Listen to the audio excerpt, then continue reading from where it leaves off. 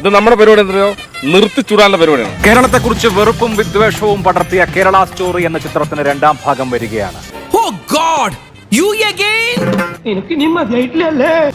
ഒന്നാം ഭാഗത്തെ കടത്തിവെട്ടുന്ന വർഗീയ വിഭജനമാണ് ലക്ഷ്യം എന്ന് ട്രെയിലറിൽ നിന്ന് വ്യക്തം. വേണമെങ്കിൽ ഒരു നോക്ക് കണ്ടോളൂ, ചിരിക്കരുതേ.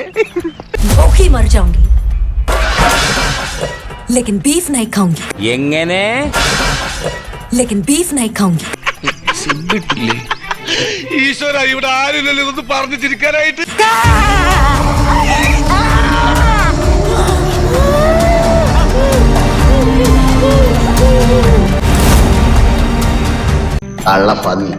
ജാനകി എന്ന നായികയ്ക്ക് പേരിട്ടാൽ നായകൻ ബീഫ് കഴിച്ചാൽ കത്രിക വെക്കുന്ന സെൻസർ ബോർഡ്.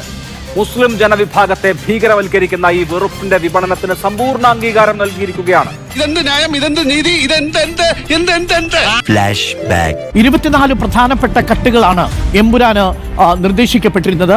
വിജയുടെ ജനനായകൻ റീലീസിന് അനുമതിയില്ല. സെൻസർ ബോർഡിന്റെ അപ്പീലിൽ മദ്രാസ് ഹൈക്കോടതിയുടേതാണ് ഉത്തരവ്. സെൻസർ ബോർഡ് ഹാൽ എന്ന ചിത്രത്തിന് കത്രിക വെച്ചതാണ്. അതായത് അതിൽ നിന്ന് ഏതാണ്ട് 19ഓളം സീനുകൾ മാറ്റണം എന്ന് പറഞ്ഞു. നിന്റെ ഈ തൊട്ടിത്തരം കണ്ടിട്ട് എനിക്ക് അങ്ങോട്ട് സഹിക്കാൻ പറ്റുന്നില്ല. അത് ഒരാള് പിക്ചർ ഉണ്ടാക്കുന്നു, അത് അദ്ദേഹത്തിന്റെ അവകാശം പിക്ചർ ഉണ്ടാക്കാൻ. തന്നോടൊന്നും പറഞ്ഞിട്ട് കാര്യമെന്നറിയാം. രാജ്യത്ത് നിലനിൽക്കുന്ന സാഹചര്യമാണ് സിനിമയിൽ പറഞ്ഞതെന്നും കേരളത്തിലെ മുഖ്യമന്ത്രി യാഥാർത്ഥ്യങ്ങൾ മനസ്സിലാക്കട്ടെ എന്നുമായിരുന്നു സിനിമയുടെ സംവിധായകൻ കാമാഖ്യ നാരായണ സിംഗ് ഏഷ്യനെറ്റ് ന്യൂസിനോട് പ്രതികരിച്ചത്. അതുകൊണ്ട് തന്നെ അവന്റെ രോഗം കണ്ണുകടിയാണെന്ന് അവർക്ക് എനിക്ക് മനസ്സിലായി. പാണ്ടിക്കരിമ്പാറ പോലെയാണ് മോനെ, കയ്യിൽ കിട്ടിയിരുന്നെങ്കിൽ ഒന്ന് പെരുമാറായിരുന്നു. വാടാ വാടാ.